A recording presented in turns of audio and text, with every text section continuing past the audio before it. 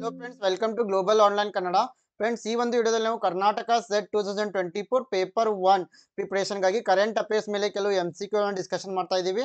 So ನಿಮ್ಗೆ ಗೊತ್ತಿರೋ ಹಾಗೆ ಪೇಪರ್ 1 ಈ ಒಂದು ಕೇಸರ್ ಕ್ವಾಲಿಫಿಕೇಶನ್ ಅಲ್ಲಿ ತುಂಬಾನೇ ಇಂಪಾರ್ಟೆಂಟ್ ರೋಲ್ ಪ್ಲೇ ಮಾಡ್ತಾ ಇದೆ. ಇಲ್ಲಿ 10 ಯೂನಿಟ್ಗಳಿವೆ. ಸೊ ಇಲ್ಲಿ ಕೆಲವೊಂದು ಯೂನಿಟ್ಗಳಾದ ICT ಆಗಿರ್ಬೋದು, ಹೈಯರ್ ಎಜುಕೇಶನ್ ಆಗಿರ್ಬೋದು, ಈ ಒಂದು ಯೂನಿಟ್ಗಳ ಮೇಲೆ ಕರೆಂಟ್ ಅಫೇರ್ಸ್ ಮೇಲೆ MCQಗಳು ಬರ್ತಾನೆ ಇರ್ತವೆ. ಸೊ ಹಾಗಾಗಿ ಈ ಕರೆಂಟ್ ಅಫೇರ್ಸ್ ಮೇಲೆ ನೀವು ಫೋಕಸ್ ಮಾಡಬೇಕಾಗುತ್ತೆ. ಜೊತೆಗೆ Karnataka SET 2024 paper 1 teaching and research aptitude preparation ಸಲುವಾಗಿ ನಾವು ಗ್ಲೋಬಲ್ ಆನ್ಲೈನ್ ಕನ್ನಡ ವತಿಯಿಂದ ಕ್ರಾಶ್ ಕೋರ್ಸ್ ಅನ್ನು ಆರಂಭ ಮಾಡಿದ್ದೀವಿ. ಈ ಒಂದು ಕ್ರಾಶ್ ಕೋರ್ಸ್ ನಲ್ಲಿ ನಿಮಗೆ ಕಂಪ್ಲೀಟ್ ಥಿಯರಿ ಲೆಕ್ಚರ್ಸ್ ಅನ್ನು ನೀಡ್ತಾ ಇದ್ದೀವಿ, ಕಂಪ್ಲೀಟ್ MCQs ಲೆಕ್ಚರ್ಸ್ ಗಳನ್ನ ಕೊಡ್ತಾ ಇದ್ದೀವಿ, 50 ಮಾಕ್ ಟೆಸ್ಟ್ ಗಳನ್ನ ನೀಡ್ತಾ ಇದ್ದೀವಿ, ಕಾಂಪ್ರಿಹೆನ್ಸಿವ್ ನೋಟ್ಸ್ ಕೂಡ ಅವೈಲೇಬಲ್ ಇದೆ. ಜೊತೆಗೆ ಪ್ರೀವಿಯಸ್ ಇಯರ್ ಕ್ವಶನ್ ಪೇಪರ್ಸ್ ಅನ್ನು ನೀಡ್ತಾ ಇದ್ದೀವಿ. ಮತ್ತೆ 5000+ MCQ PDF ಅನ್ನ ಕೂಡ ನಿಮಗೆ ನೀಡ್ತಾ ಇದ್ದೀವಿ. ಈ ಒಂದು ಕೋರ್ಸ್ ನಿಮಗೆ ಇಂಗ್ಲಿಷ್ ಮತ್ತೆ ಕನ್ನಡ ಎರಡೂ ಲ್ಯಾಂಗ್ವೇಜ್ ನಲ್ಲಿ ಲಭ್ಯವಿದೆ. ಈ ಒಂದು ಕೋರ್ಸ್ ನ ಫೀಸ್ 3000 ರುಪೀಸ್ ಇದೆ. ನಾವು ಮಂಡೆಯಿಂದ ಹೊಸ ಬ್ಯಾಚ್ ಆರಂಭ ಮಾಡ್ತಾ ಇದ್ದೀವಿ. ನೀವೇನಾದ್ರೂ ಈ ಹೊಸ ಬ್ಯಾಚ್ಗೆ ಜಾಯ್ನ್ ಆದ್ರೆ ನಿಮಗೆ ಕೇವಲ 2000 ರುಪೀಸ್ ನಲ್ಲಿ ಈ ಒಂದು ಕೋರ್ಸ್ ಲಭ್ಯವಿದೆ. ಈ ಒಂದು ಕೋರ್ಸ್ ಅನ್ನ ನೀವು ಜಾಯ್ನ್ ಆದ್ರೆ ಪೇಪರ್ 1 ನ ಮೇಲೆ ಹಿಡಿತ ಸಾಧಿಸ್ತೀರಾ. 75ಕ್ಕಿಂತ ಹೆಚ್ಚಿನ ಅಂಕಗಳನ್ನ ನೀವು ಪೇಪರ್ 1 ನಲ್ಲಿ ಪಡಿತೀರಾ. ಸೊ 30ರಿಂದ 35 ಪ್ರಶ್ನೆಗಳನ್ನು ನೀವು ಆರಾಮಾಗಿ ಟಚ್ ಮಾಡ್ತೀರಾ. ಸೊ ಈ ಒಂದು ಕೋರ್ಸ್ಗೆ ಜಾಯ್ನ್ ಆಗಲು ಗ್ಲೋಬಲ್ ಆನ್ಲೈನ್ ಆಪ್ ಅನ್ನ ಪ್ಲೇಸ್ಟೋರ್ ನಿಂದ ಡೌನ್ಲೋಡ್ ಮಾಡ್ಕೊಳ್ಬೇಕು. ಇಲ್ಲಿ ನಿಮ್ಮ ಇಮೇಲ್ ID ಅಥವಾ ಮೊಬೈಲ್ ನಂಬರ್ ಮೂಲಕ ರಿಜಿಸ್ಟರ್ ಮಾಡ್ಕೊಳ್ಬೇಕು. ನಂತರ ಇಲ್ಲಿ ಸ್ಟೋರ್ ಅಂತ ಇದೆ. ಈ ಸ್ಟೋರ್ ಮೇಲೆ ನೀವು ಕ್ಲಿಕ್ ಮಾಡಿದ್ರೆ ಕರ್ನಾಟಕ ಸೆಟ್ ಪೇಪರ್ 1 ಅಂತ ನಿಮ್ ಕೋರ್ಸ್ ನಿಮಗೆ ವಿಸಿಬಲ್ ಆಗ್ತಾ ಇದೆ. ನೀವು ಇದ್ರ ಮೇಲೆ ಕ್ಲಿಕ್ ಮಾಡಿ ಕಂಟೆಂಟ್ ಮೇಲೆ ಕ್ಲಿಕ್ ಮಾಡಿದ್ರೆ ನಿಮಗೆ ಇಲ್ಲಿ ಫುಲ್ ಸಿಲೆಬಸ್ ಲೆಕ್ಚರ್ ಸಿಗ್ತಾ ಇವೆ. 50+ MCQ ಲೆಕ್ಚರರ್ಸ್ ಇದಾವೆ. ಜೊತೆಗೆ ಪ್ರೀವಿಯಸ್ ಇಯರ್ ಕ್ವಶನ್ ಪೇಪರ್ಸ್ ಇದಾವೆ, ಮಾಕ್ ಟೆಸ್ಟ್ಗಳಿದಾವೆ, ಪ್ರಾಕ್ಟೀಸ್ MCQ ಸೆಟ್ ಇದೆ, ನೋಟ್ಸ್ ಇದೆ. ಸೊ ಎಲ್ಲವನ್ನು ಮಟೀರಿಯಲ್ ನೀವು ಒಂದೇ ಆ್ಯಪ್ನಲ್ಲಿ ಒಂದೇ ಸ್ಥಳದಲ್ಲಿ ಪಡಿಬೋದು. ಅದ್ರ ಜೊತೆಗೆ ನೀವು ಒಂದ್ಸರಿ ರಿಜಿಸ್ಟರ್ ಆದರೆ ನೀವು ಎಷ್ಟು ಬಾರಿ ಬೇಕಾದರೂ ಯಾವಾಗ ಬೇಕಾದರೂ ಎಲ್ಲ ಮಟೀರಿಯಲ್ ನೀವು ಆ್ಯಪ್ನಿಂದ ಆಕ್ಸೆಸ್ ಮಾಡ್ಬೋದು. ಸೊ ಅದೇ ರೀತಿ ನೀವು global online Kannada telegram group ಅನ್ನ ಜಾಯ್ನ್ ಆದರೆ ಡೈಲಿ ಅಪ್ಡೇಟ್ಗಳ ಬಗ್ಗೆ ವಿಡಿಯೋಸ್ ನೀಡ್ತಾ ಇರ್ತೀವಿ.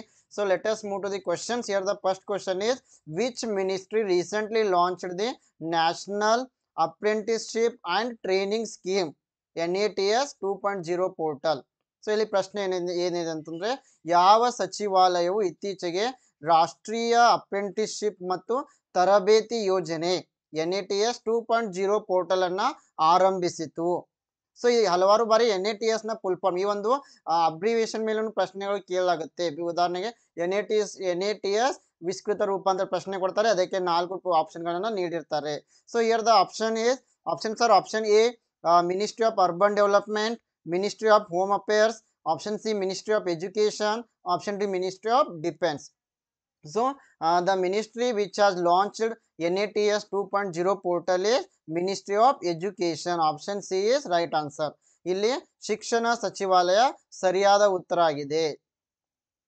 So Ministry of Education launched National Apprenticeship and Training Scheme NATS 2.0 portal. So dispersing 100 crore in stipends via direct benefit transfer.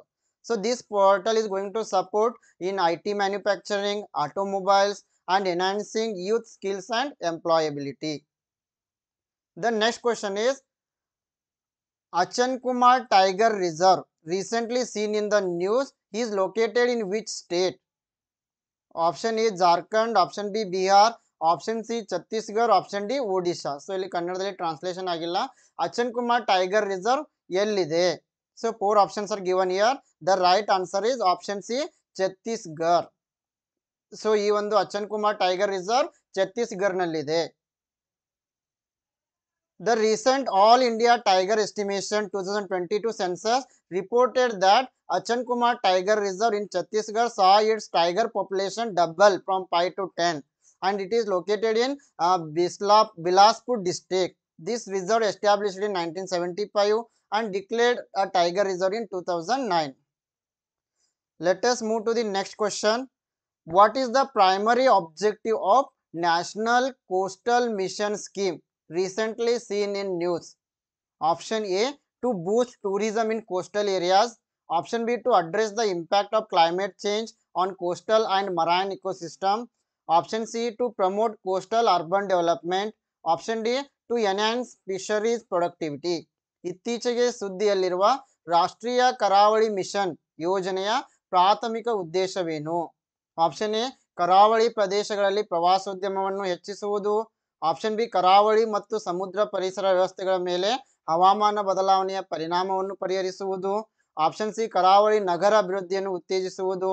Option D ಮೀನುಗಾರಿಕೆ ಉತ್ಪಾದಕತೆಯನ್ನು ಹೆಚ್ಚಿಸುವುದು. Yes, here the right answer is option B, to address the impact of climate change on coastal and marine ecosystem. So this is the primary objective of National Coastal Mission Scheme. So ರಾಷ್ಟ್ರೀಯ ಕರಾವಳಿ mission ಯೋಜನೆಯ ಪ್ರಾಥಮಿಕ ಅಥವಾ ಮೂಲ ಉದ್ದೇಶ ಅಂತಂದ್ರೆ ಕರಾವಳಿ ಮತ್ತು ಸಮುದ್ರ ಪರಿಸರ ವ್ಯವಸ್ಥೆಗಳ ಮೇಲೆ ಹವಾಮಾನ ಬದಲಾವಣೆಯನ್ನು ಪರಿಣಾಮವನ್ನು ಪರಿಹರಿಸುವುದು.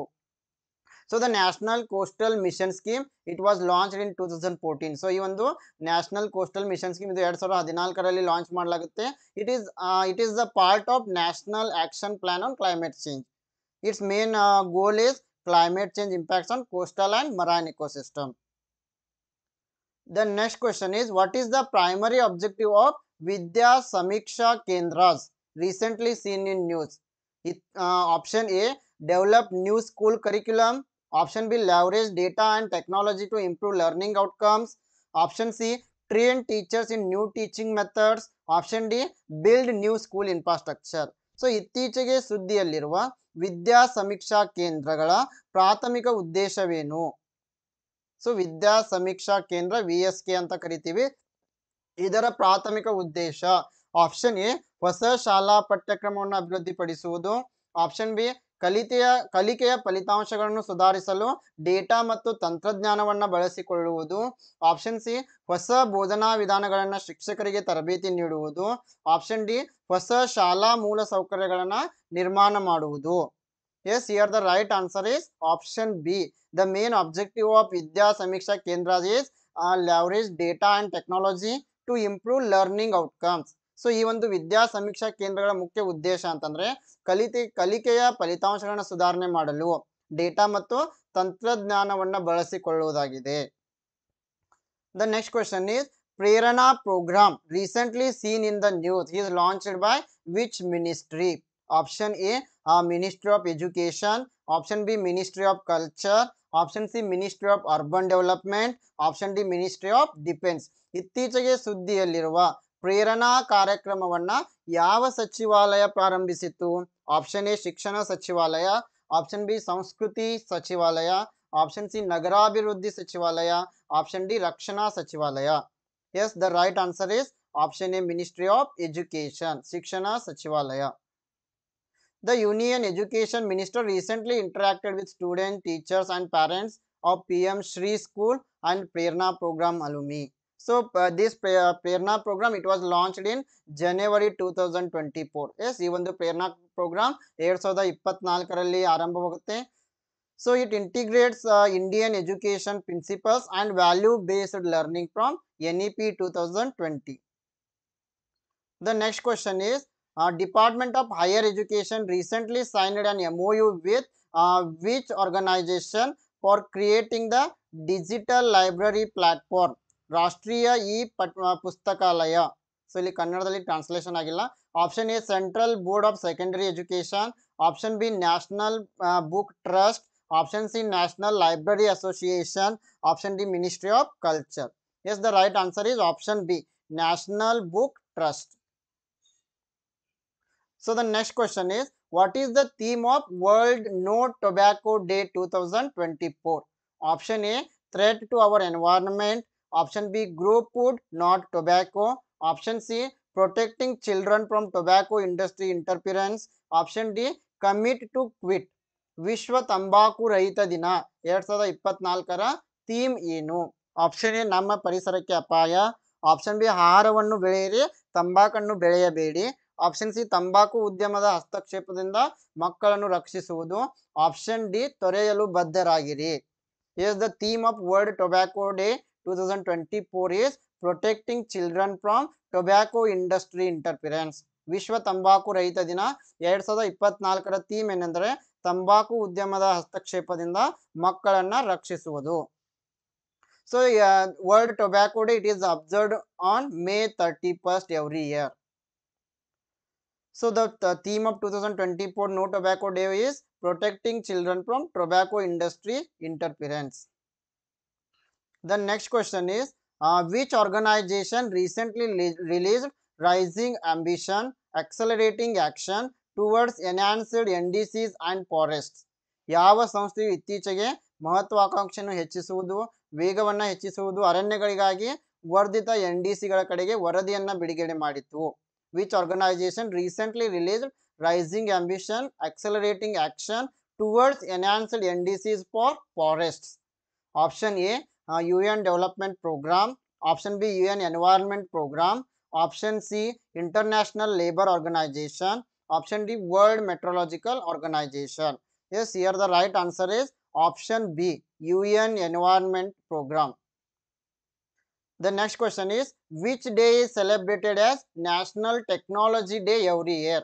ಪ್ರತಿ ವರ್ಷ ಯಾವ ದಿನದಂದು ರಾಷ್ಟ್ರೀಯ ತಂತ್ರಜ್ಞಾನ ದಿನವನ್ನ ಆಚರಿಸಲಾಗುತ್ತೆ? The right answer is option B, 11 May. So India celebrates National Technology Day on 11 May. So it marks India's entry into the nuclear club, the maiden flight of its indigenous aircraft, and the successful testing of Trishul missile. And the theme of 2024 was From Schools to Startups, Igniting Young Minds to Innovate, emphasizes fostering innovation among the youth. So ಇದನ್ನ ನೆನಪಿಡಬೇಕು. 2024 national technology day theme ಏನಂದ್ರೆ from schools to startup, igniting young minds to innovate. So next exam ನಲ್ಲಿ ಬರೋ chances ತುಂಬಾನೇ ಇರುತ್ತೆ. The next question is, which Indian state launched school on wheels initiative to provide education to students in relief camps? So ಇಲ್ಲಿ ಯಾವ ಒಂದು ರಾಜ್ಯ schools on wheels camp ಅನ್ನ initiative ಅನ್ನ ಆರಂಭ ಮಾಡುತ್ತೆ? Option A Assam, option B Bihar, option C Manipur, option D Nagaland. The right answer is option C Manipur. So Manipur's government has launched Schools on Wheels program to address the educational needs of students in relief camps due to ethnic strife and natural disasters. The next question is, what is Shiksha reform launched by the Gujarat government?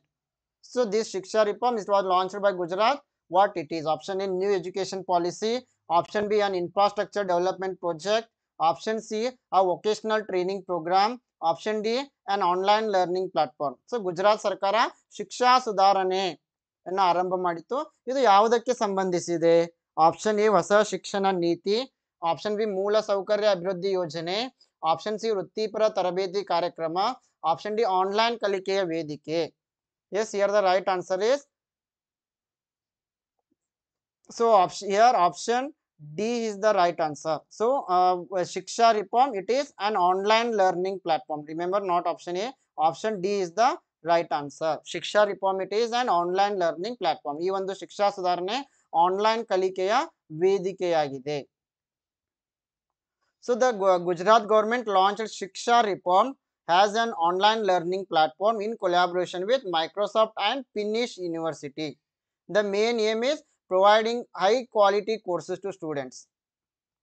The next question is, which state government has signed an MOU to implement the PM Shri School scheme? PM Shri ಶಾಲೆಗಳ ಯೋಜನೆಯನ್ನು ಕಾರ್ಯಗತಗೊಳಿಸಲು ಯಾವ ರಾಜ್ಯ ಸರ್ಕಾರವು ತಿಳುವಳಿಕಾ ಒಡಂಬಡಿಕೆಗೆ ಸಹಿ ಹಾಕಿದೆ? Option A Karnataka, option B Tamil Nadu, option C West Bengal, option D option C Kerala, option D West Bengal. Here the right answer option B Tamil Nadu. So ಈ PM ಶ್ರೀ ಶಾಲೆಗಳ ಯೋಜನೆಯನ್ನು ಕಾರ್ಯಗತಗೊಳಿಸಲು ಈ ತಮಿಳುನಾಡು ರಾಜ್ಯ ಸರ್ಕಾರ ಈ ಒಂದು MOUಗೆ ಸಿಗ್ನೇಚರ್ ಮಾಡಿದೆ. The Tamil Nadu government has signed an MOU with the Ministry of Education to implement PM Shri School scheme. The main aim is improving the quality of education in the state. The next question is, which organization introduced the She Research Network in India to address gender disparity in science? ವಿಜ್ಞಾನದಲ್ಲಿ ಲಿಂಗ ಅಸಮಾನತೆಯನ್ನು ಪರಿಹರಿಸಲು ಭಾರತದಲ್ಲಿ she research network ಅನ್ನು ಯಾವ ಸಂಸ್ಥೆ ಪರಿಚಯಿಸಿತು? Option A department of science and technology, option B UGC, option C UNESCO, option D WHO. The right answer is option B UGC. The University Grant Commission UGC introduced the She Research Network in India through its information and library network INPLIBNet. So ಇದನ್ನ ನೆನಪಿರಬೇಕು, ಇದ್ರ ಮೇಲೆ ಪ್ರಶ್ನೆಗಳು ಬರ್ತಾನೆ ಇರ್ತವೆ. So INPLIBNet ನ full form ಅನ್ನ ಕೇಳಾಗುತ್ತೆ. ಅಥವಾ ಈ Shri research network in India ಇದು ಯಾವುದರ ಮೂಲಕ ಆರಂಭವಾಯಿತು? ಅದು INPLIBNet. The next question is, where was the national conference on APAR, One Nation One Student ID Card inaugurated by Dharmendra Pradhan held? Dharmendra Pradhan ಅವರು ಉದ್ಘಾಟಿಸಿದ APAR one nation one student ID card ಕುರಿತ ರಾಷ್ಟ್ರೀಯ ಸಮ್ಮೇಳನ ಎಲ್ಲಿ ನಡೆಯಿತು? Option A Mumbai, option B Kolkata, option C Bengaluru, option D New Delhi. Yes, this question is for you. ಈ ಒಂದು ಪ್ರಶ್ನೆನ ನಿಮಗೆ ನೀಡಲಾಗಿದೆ. ಸೊ ನೀವು ಸರಿಯಾದ ಉತ್ತರವನ್ನ ಇಲ್ಲಿ ಕಮೆಂಟ್ ನಲ್ಲಿ ತಿಳಿಸಬೇಕು. ಸೊ ಅದೇ ರೀತಿ friends, Karnataka SET 2024 teaching and research aptitude paper 1 preparation ಸಲುವಾಗಿ ನಾವು ನಿಮಗೆ ಥಿಯರಿ ಲೆಕ್ಚರ್ಸ್ ಅನ್ನ ನೀಡ್ತಾ ಇದ್ದೀವಿ, MCQ ಲೆಕ್ಚರ್ಸ್ ಗಳನ್ನ ಕೊಡ್ತಾ ಇದ್ದೀವಿ, ಮಾಕ್ ಟೆಸ್ಟ್ ಗಳನ್ನ ನೀಡ್ತಾ ಇದ್ದೀವಿ, ನೋಟ್ಸ್ ಅನ್ನ ನೀಡ್ತಾ ಇದ್ದೀವಿ, PYQ ಗಳನ್ನ ಕೂಡ ಕೊಡ್ತಾ ಇದ್ದೀವಿ. ಜೊತೆಗೆ 5000+ MCQ PDF ಕೂಡ ಇದೆ. ಇಂಗ್ಲಿಷ್ ಮತ್ತೆ ಕನ್ನಡ ಎರಡೂ ಲ್ಯಾಂಗ್ವೇಜ್ ನಲ್ಲಿ ಈ ಒಂದು ಕೋರ್ಸ್ ನಿಮಗೆ ಸಿಗ್ತಾ ಇದೆ. ಕೇವಲ 2000 ರುಪೀಸ್ ನಲ್ಲಿ ಈ ಒಂದು ಕೋರ್ಸ್ ನಿಮಗೆ ಅವೈಲೇಬಲ್ ಇದೆ. ನಾವು ಮಂಡೆಯಿಂದ ಹೊಸ ಬ್ಯಾಚ್ ಅನ್ನ ಕೂಡ ಆರಂಭ ಮಾಡ್ತೀವಿ.